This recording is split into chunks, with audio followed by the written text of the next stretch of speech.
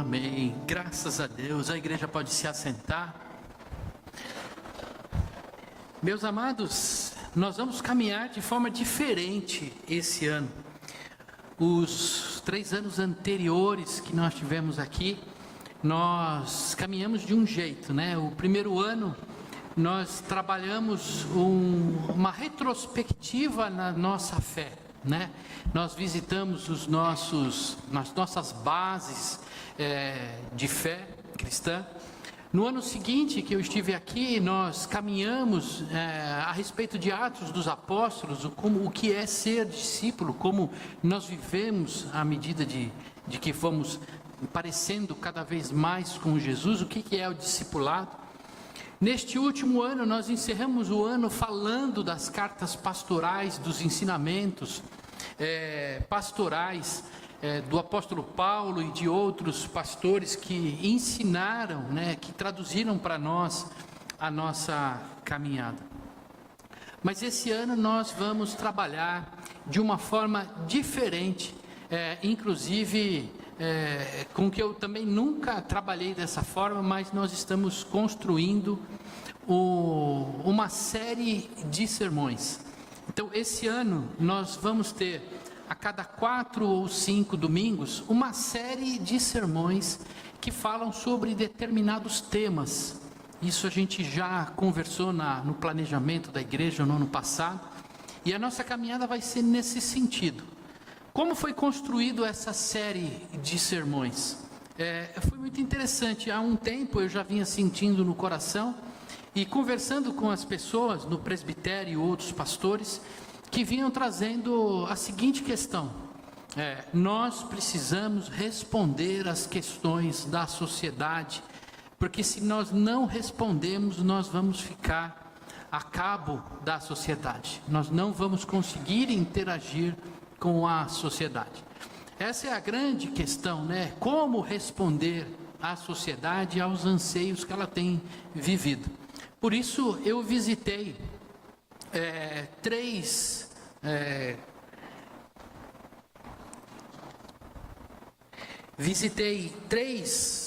através da internet, e uma mensagem para 3 filósofos e sociólogos brasileiros, porque estamos falando de questões nossas.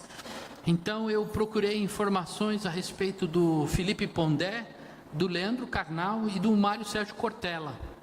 O Mário Sérgio Cortella, eu mandei uma mensagem para ele pedindo que ele me dissesse, na visão dele, quais eram as grandes perguntas que a sociedade brasileira vinha fazendo e o que ele poderia me dizer. E ao longo disso eu consegui compilar em 10 perguntas, do que está no coração de todos nós. É algo que envolve a nossa caminhada. E a série foi justamente pensada de como que a revelação bíblica responde a esses anseios. Então esse ano nós vamos trabalhar e caminhar nesse sentido. A cada série vai responder um certo anseio que tem sido latente no coração, não só da igreja, mas daqueles que não vivem a comunidade da igreja.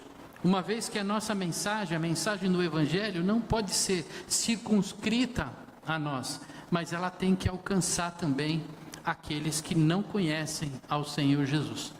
Então aqueles que nos visitam vão receber essa palavra, mas também aqueles que nos assistem pelo YouTube também vão ter a oportunidade de receber essa palavra. E o primeiro tema que eu separei para a gente conversar é um tema existencial, é um tema que alcança a cada um de nós, e eu acredito que cada um de nós já deve ter feito essa pergunta, Por que nós vamos à igreja? Qual é o sentido de ir à igreja? Qual é o propósito nisso? E por que eu devo ir à igreja? Talvez que você vá evangelizar uma pessoa, falar de Jesus. Talvez a primeira pergunta que ela faça para você é: por que eu preciso ir na igreja? Não é nem porque eu preciso aceitar Jesus, mas por que eu preciso ir na igreja? Por que eu vou a igreja. Então, nesses 4 próximos domingos, nós vamos mergulhar e pensar a respeito desse tema. E o que eu vejo quando a gente olha para esse primeiro propósito, por que nós temos o propósito de ir na igreja? A primeira coisa, eu começo a pensar que muitas pessoas têm motivos diferentes para ir à igreja. O primeiro motivo diferente que ela tem, um dos motivos que a pessoa tem, é conforto e segurança espiritual. Eu estou um pouco desconfortável, angustiado, e eu vou numa igreja, numa instituição religiosa, para procurar esse conforto espiritual, ou talvez segurança espiritual. Talvez muitos estejam procurando a igreja para receber bênçãos, as benesses de Deus. A pessoa vai porque ela quer um carro novo, ela vai porque ela quer saúde, ela vai porque ela quer um casamento estável, ela quer aumento de emprego, né, um aumento de salário no emprego. Ela está interessada em bênçãos, muitas pessoas buscam isso. Mas hoje em dia tem um outro classe de pessoas que muitas vezes buscam a igreja por entretenimento. Talvez você fale, pastor, mas será que possa ser? Sim, tem. Se você for nas igrejas multimídias, né, com telão, com som, luz, fumaça, grandes compositores, grandes bandas musicais, né, ou até coaching, né, levando a palavra na igreja, aquilo vira um grande espetáculo. Eu tenho visto grandes igrejas que tem praça de alimentação lá dentro, tem biblioteca, e tem uma série de outras ofertas para que segure aquela pessoa lá e ela se sinta alcançando o seu desejo de entretenimento. E o melhor de tudo, né, é de graça, né? Não precisa pagar para assistir um bom show de um bom cantor. A resposta a essa pergunta, né, por que eu vou à igreja, é muito mais profunda do que a gente possa imaginar. Ela passa por descobrir o sentido da nossa vida. Essa é a grande questão que passa muito longe dessas questões que a sociedade tem procurado ao ir à igreja. Viver nos traz inquietações. E essas inquietações é muito notório e latente na sociedade hoje. As pessoas estão muito ansiosas, inquietas por alcançar o extraordinário. Eu estava lendo um livro muito bom, eu indico, Simplesmente Crente, o nome do livro, muito bacana. E ele traz essa perspectiva, e isso se traduz em outras coisas, que cada dia a gente quer algo mais extraordinário. Não basta bater a meta, eu tenho que fazer mais do que aquilo que eu possa. Não basta ter um corpo com saúde, eu preciso ter um corpo espetaculoso. Não basta fazer uma comida gostosa, ela tem que ser extraordinária. Não basta uma pregação cristocêntrica, ela tem que ser extraordinária. E essa é a busca, essa é a inquietação. E muitos caminhos tentam responder a essas inquietações existenciais. Mas será que todos esses caminhos podem nos trazer essa paz ao nosso coração que a gente tanto procura?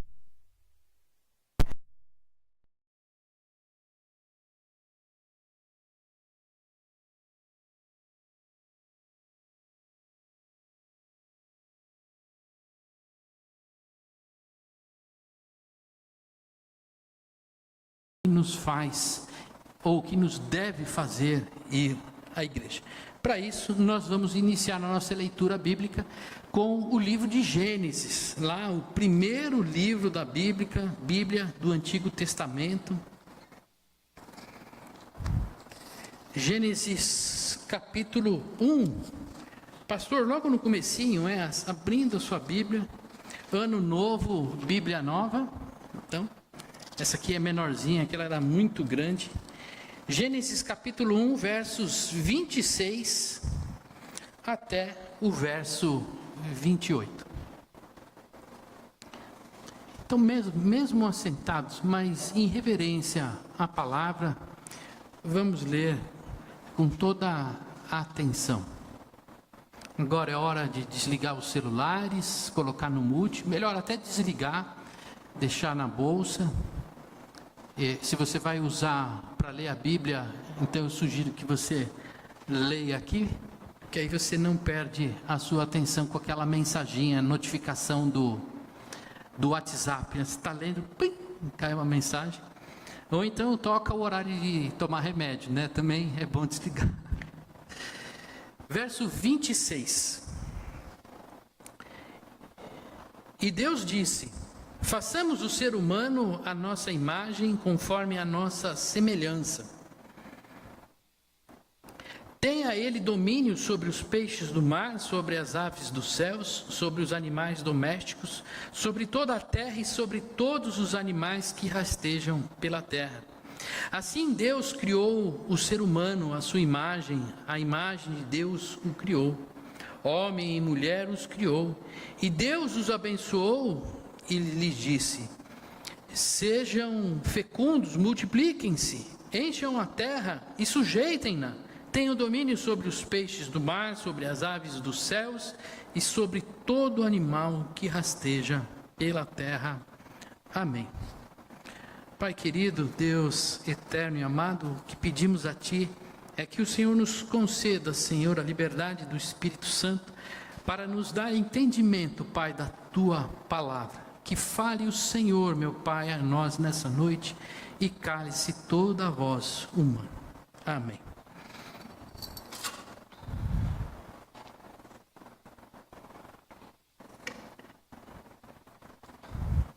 Vamos dividir essa reflexão como bom presbiteriano em 3 pontos.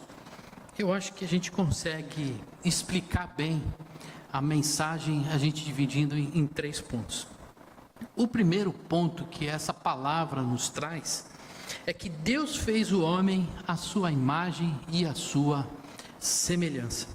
Ele fala lá no verso 26, façamos o homem à nossa imagem e semelhança conforme a nossa semelhança, né? Que o homem domine sobre os animais que se movem. E Deus fez, você vê que ele criou o homem e por várias vezes ele reforça que o homem é a imagem, a semelhança. E Deus abençoou essa humanidade. Quando eu falar aqui o homem, na verdade, a gente está se referindo aqui à humanidade, tanto o homem quanto a mulher. Às vezes eu vou usar o termo humanidade, mas quando eu usar o termo homem, é no sentido da humanidade dentro desse contexto. E o que eu vejo aqui nessa palavra é que o homem é muito mais que uma criação através da sua própria palavra. Mas foi o único ser criado que recebeu o sopro da vida. Se a gente voltar, se a gente ir adiante no capítulo 2, verso 7, diz assim: então o Senhor Deus formou o homem do pó da terra e lhe soprou nas narinas o fôlego de vida, e o homem se tornou um ser vivente. Então o homem não foi criado como as outras criaturas de Deus.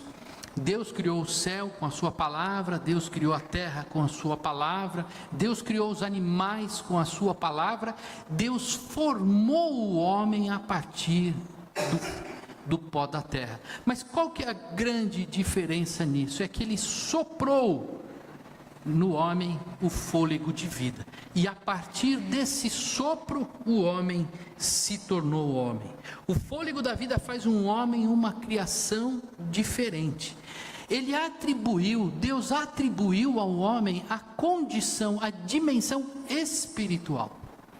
Nós não somos apenas inteligentes, diferente de animais que não são racionais. Nós somos animais racionais. Mas além da compreensão racional, nós temos também a nossa dimensão espiritual. Isso nos faz uma diferença muito grande. Por isso que quando a gente olha para a nossa existência, não dá para que a gente creia que nós viemos de uma célula pelo acaso da natureza, como diz a evolução das espécies, que não existe propósito nenhum, mas é que foi uma evolução por acaso. Na verdade, não. A árvore evoluiu, o ser humano evoluiu, mas a árvore não se tornou ser humano, nem a árvore se tornou pássaro, nem o pássaro se tornou peixe, nem o homem se tornou outra coisa. O homem foi constituído homem e recebeu sobre ele uma dimensão espiritual. Na verdade, Deus nos deu a capacidade de nos relacionarmos com Ele de forma diferente.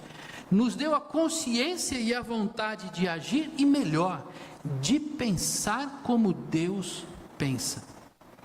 Você fala, pastor, mas eu olho para os dias de hoje, eu não consigo enxergar isso que você está falando. Calma, você está botando a carroça na frente dos burros. Na criação, esse era o objetivo de Deus e foi assim que Deus fez.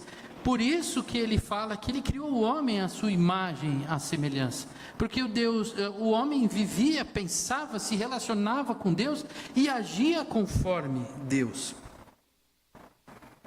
O homem foi colocado na terra como um cooperador para cuidar da criação.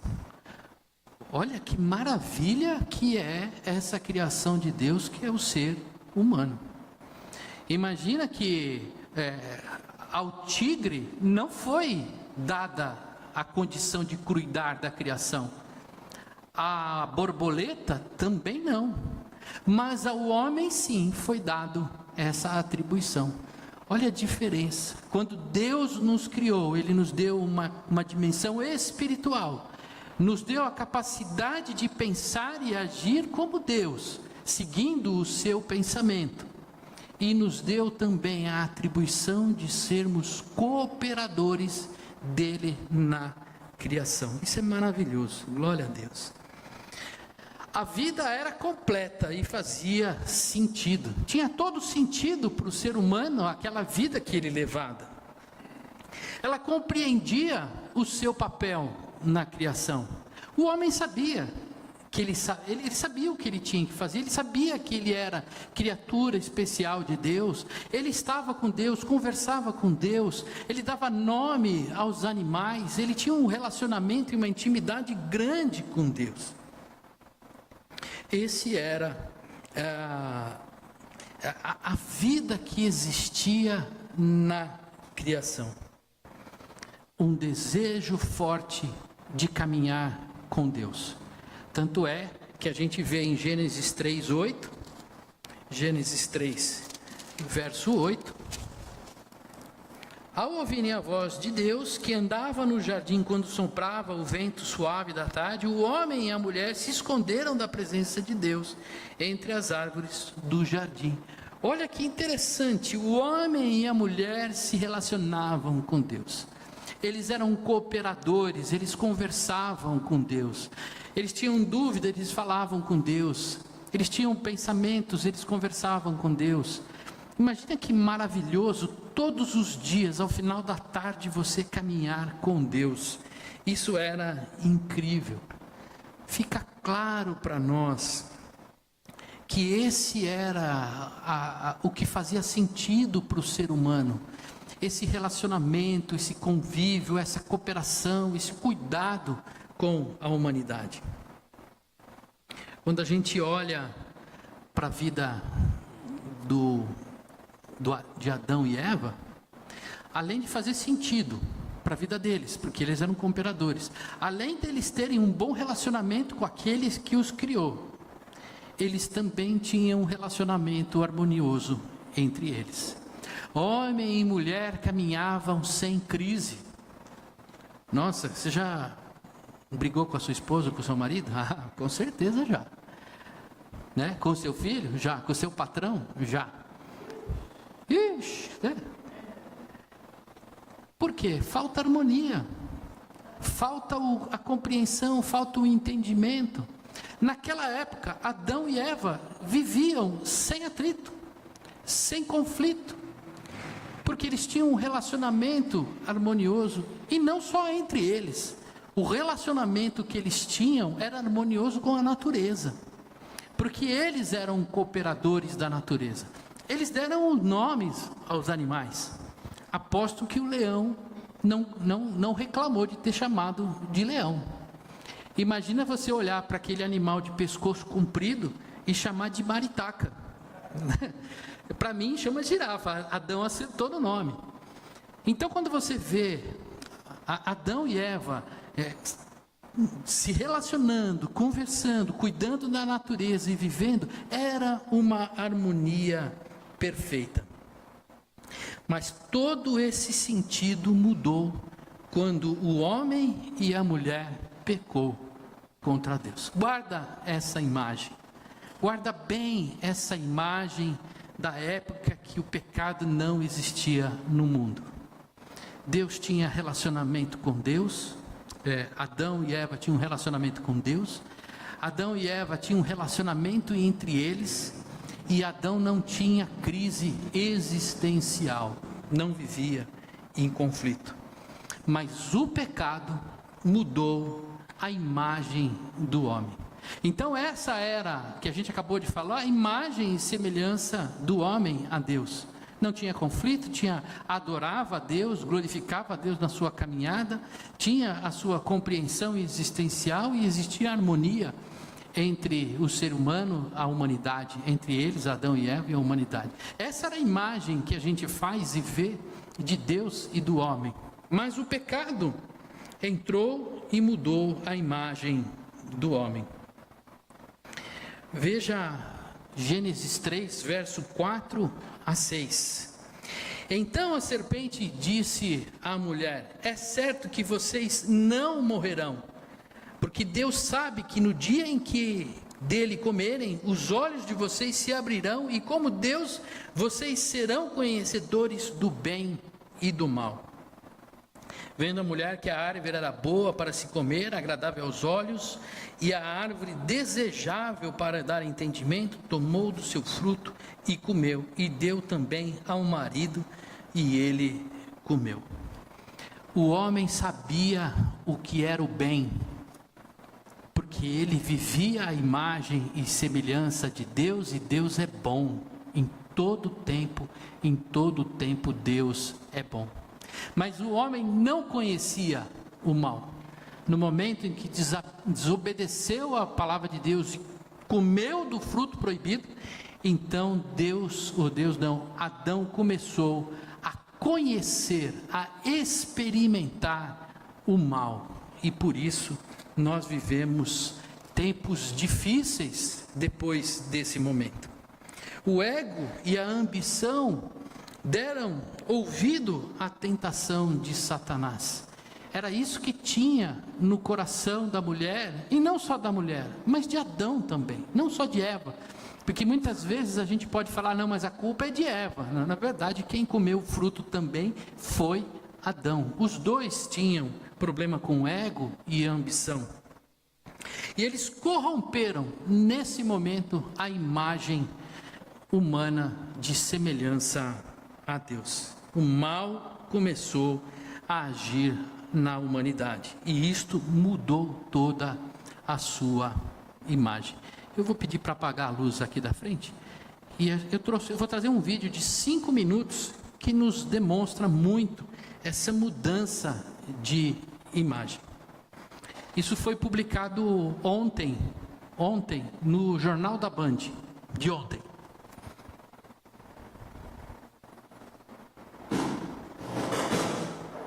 E 22 milhões de pessoas foram deslocadas à força em todo o mundo. As guerras e a violência são as principais causas.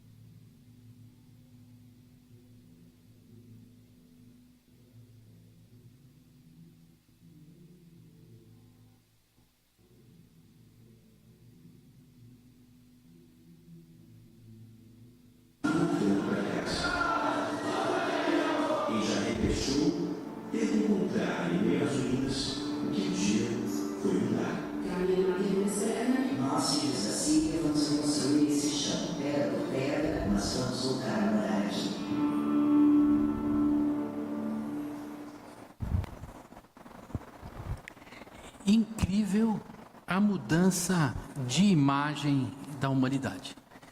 Quando a gente olha para Adão e Eva antes do pecado e para a criação, o que nós vemos é harmonia, paz, relacionamento, intimidade. Quando a gente olha para os dias de hoje, a gente não encontra nada disso na humanidade. O pecado gerou uma crise nos relacionamentos. É isso que nós temos vivido nos tempos modernos, crises atrás de crises. Crise nos relacionamentos sociais e crise no cuidado com a ecologia.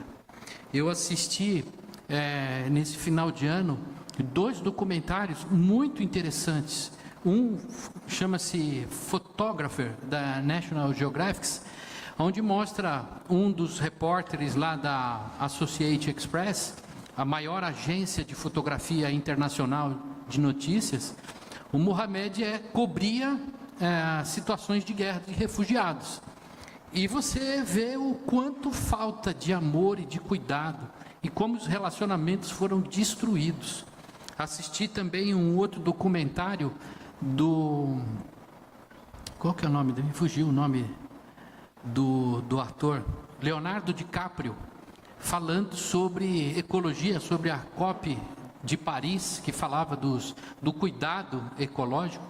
E isso me chamou muita atenção sobre esse texto que eu estava estudando, mostrando que o ser humano, depois que foi alcançado pelo pecado, não é que ele passou a ser mentiroso, roubar, matar, pecados capitais. É que o homem se transformou de tal forma que ele perdeu a sua imagem e semelhança de Deus. E os conflitos são muito comuns. Talvez nós aqui em Campinas, num país pacífico, nós não enxergamos situações como essas que estão vivendo no mundo. E quando a gente assiste um documentário, um vídeo desse, a gente fala, não é possível que isso esteja acontecendo. Mas isso é a ruptura, isso é o que o pecado fez nos relacionamentos sociais. E a gente vê a diferença entre aquele que vive segundo a vontade de Deus, que cumpria o seu relacionamento, que adorava a Deus, que obedecia a Deus, que pensava como Deus, e hoje pessoas que colocam todo o seu coração na injustiça, na maldade, na ganância, está cheia de inveja, homicídio, rivalidades, enganos, malícia, bisbilhoterice, caluniadora, insolente, arrogante, presunçosa, pratica o mal, desobedece seus pais, insensata, desleal, sem amor pela família, implacável. E Paulo vai relacionando isso lá em Romanos 1, 29 a 31. Essa é a fotografia de uma humanidade de relacionamentos impactados pelo pecado de Adão, então é pela desobediência de Adão e de Eva. Mas o pecado só não criou relacionamentos ou crise na relação entre os seres humanos e a natureza. Não é só a destruição da natureza ou a destruição do próprio homem. Nós vemos que o pecado tirou a vontade do ser humano de se relacionar com Deus. É difícil ler a Bíblia. Convenhamos, vamos ser sinceros, não é alguma coisa fácil você gastar o seu tempo para ler a Bíblia. Quem dirá fazer uma oração? Que dificuldade! Enquanto Adão vivia na plenitude do relacionamento com Deus, hoje a humanidade foge desse relacionamento. Essa decisão, essa vontade, esse lugar de buscar o relacionamento com Deus é muito difícil. O homem com pecado não perdeu a sua natureza espiritual, ele continua procurando relacionamentos. Mas agora ele não procura mais relacionamento com o Deus Criador, aquele que o fez, o formou e o soprou o fôlego de vida. Ele procura outros deuses que satisfaçam o seu desejo e o seu coração. Quando não se colocam no lugar de deuses e não fazem a sua própria vontade. É muito mais fácil a gente fazer a nossa vontade do que fazer a vontade de Deus. Isso é algo comum? Não, é comum, mas não é normal. Não é normal porque isso acontece por causa do pecado. É isso que o pecado trouxe à humanidade. E tem mais um impacto. O homem sabia que ele era criado fôlego de Deus, pelo fôlego de Deus, né? Aquele fôlego soprado. Ele sabia que ele era um cooperador de Deus, da natureza. Ele tinha a sua identidade como criatura de Deus, especial de Deus, que se relacionava com Deus. Mas o pecado fez um buraco dentro do ser humano e ele perdeu a sua identidade. E ele não consegue mais encontrar sentido na sua existência. E aí busca filosofias. Quantas filosofias tem por aí que tentam levar o homem a tapar o buraco que só vai ser tapado quando nos reconectarmos a Deus? Meus amados, Jesus reconciliou a humanidade com Deus e resgatou a imagem da humanidade. Foi Jesus que veio para nos resgatar desta corrupção que o pecado trouxe para a humanidade. Veja mais adiante. Ele é imagem do Deus invisível, o primogênito de toda a criação, pois nele foram criadas todas as coisas, nos céus e sobre a terra, e as visíveis e as invisíveis, sejam tronos, sejam soberanias, quer principado, quer potestades, tudo foi criado por meio dele e para ele. Ele é antes de todas as coisas e nele tudo subsiste. Palavra do apóstolo Paulo, eu perdi a referência aqui, se não me engano, em Colossenses. Ele está dizendo para nós, Deus, Jesus é a razão, é o propósito da reconciliação de Deus com a humanidade. É através dele que nós nos reconciliamos, nos reconectamos com Deus. Jesus é a imagem da humanidade reconciliada. É através dele que ressuscitamos da morte espiritual. É através de Jesus que recuperamos o nosso relacionamento com Deus, com o próximo e conosco mesmo. Nós só conseguimos perder a imagem do pecado na nossa vida quando nós aceitamos ao Senhor Jesus. Porque Ele é a figura que nos traz isso. É Ele o Deus que se sacrificou por nós. É Ele que pagou o preço. E é nele que todas as coisas são convergidas. O ser humano, a humanidade que vive longe de Jesus, tem o coração em si mesmo e um coração ambicioso. Mas aquele que se encontra com Jesus tem o seu coração transformado. A sua imagem é transformada. Ele já não olha para si mesmo, mas ele ama a Deus. E ele gasta a sua vida em serviço ao próximo. A razão de nos reunirmos como igreja é porque nos reencontramos como imagem e semelhança do nosso Criador. Se você pergunta, por que eu devo ir à igreja? A resposta é essa. Porque através de Jesus Cristo nós nos reconciliamos, nos reencontramos como imagem e semelhança de Deus. Nós abandonamos aquela imagem que o mundo tem, que a gente tem visto naqueles que andam longe de Deus, e nós passamos a desfrutar aquele relacionamento que Adão tinha com Deus. É em Jesus que nós temos uma transformação na nossa vida. É em Jesus que nós nascemos de novo. Por que eu vou na igreja? Porque nós somos chamados por Jesus a viver em comunhão como um só corpo. Assim como Jesus, Deus Pai e o Espírito Santo são um, assim como Jesus caminhou com seus 12 apóstolos e caminharam em comunidade, assim também Ele nos chama para edificar a sua igreja, porque através das nossas vidas, da nossa semelhança nas nossas atitudes, semelhança a Jesus Cristo, nosso modelo. É essa semelhança que fortalece o nosso irmão nessa caminhada. Quando nós refletimos Jesus, nós somos sal e luz. Esse é o convite do Senhor Jesus quando Ele vem até nós, a nos resgatar, a nós perdermos a imagem secular de hoje e resgatarmos a imagem da criação, aquela imagem que Deus criou. Se você olhar para Jesus Cristo, você vai ver que Ele amava a Deus acima de tudo. Jesus sabia que Ele era o Filho amado do Deus Pai, e Jesus veio para servir. Se nós seguirmos por esse caminho, imitando o Senhor Jesus, nós estaremos reconciliados com Deus. E aquelas dúvidas, aqueles anseios do nosso coração desaparecem, porque agora eu sei que eu sou filho de Deus.